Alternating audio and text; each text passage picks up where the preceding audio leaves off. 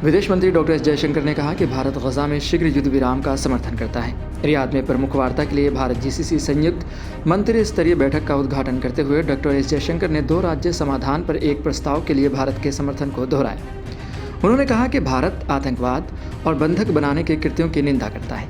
Bharat GCC वार्ता के अध्यक्ष कतर के प्रधानमंत्री शेख मोहम्मद बिन अब्दुर्रहमान अल थानी ने की। इस वार्ता में खाड़ी सहयोग परिषद देशों के विदेश मंत्रियों और भारत के विदेश मंत्री ने भाग लिया। वार्ता के दौरान विदेश मंत्री डॉक्टर एस जयशंकर ने गाजा की स्थिति पर भारत के सह रुख पर प्रकाश डाला। उन्होंने जोर देकर कहा कि भारत आतंकवाद और बंधक बनाने की घटना की निंदा करता है और निर्दोष नागरिकों की लगातार हो रही जान की हानि पर गहरी चिंता व्यक्त करता है। फिलिस्तीन के व्यापक मुद्दे पर मंत्री ने 2 राज्य समाधान के लिए भारत के समर्थन की पुष्टि की। उन्होंने यह भी उल्लेख किया कि भारत फिलिस्तीन में संस्था और क्षमता निर्माण का समर्थन कर रहा है।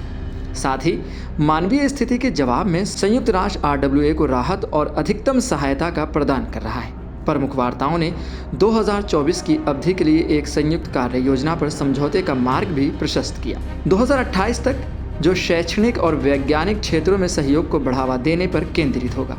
यह परियोजना सांस्कृतिक साझेदारी को बढ़ावा देने के उद्देश्य से विशेष कार्यक्रमों पर ध्यान केंद्रित करेगी, जो जीसीसी और भारत दोनों में विश्वविद्यालयों और शैक्षणिक संस्थानों को वैज्ञानिक अनुसंधान और विकास पर एक साथ काम करने की अनुमति देगी। विदेश मंत्री डॉक्टर एस जयशंकर ने रियाद में भारत जीसीसी विदेश मंत्रियों की पहली बैठक के अवसर पर खाड़ी सहयोग परिषद जीसीसी और ब्राज़ील के विदेश मंत्रियों के साथ कई संवादात्मक बैठकें की।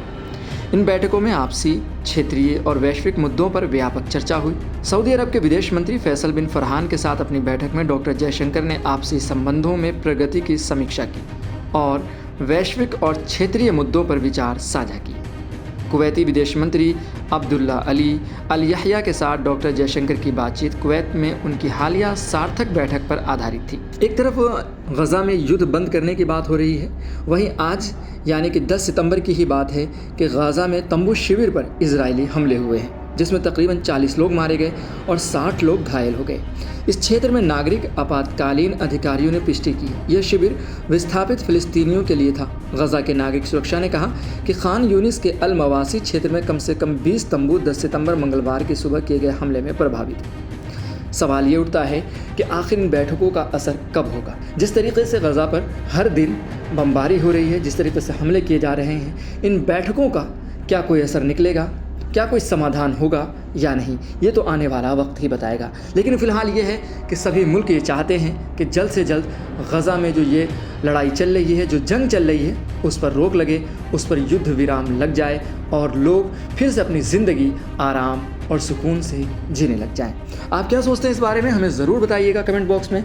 और ऐसे ही खबरों के लिए देखते रहें सहारा समय का समय डिजिटल।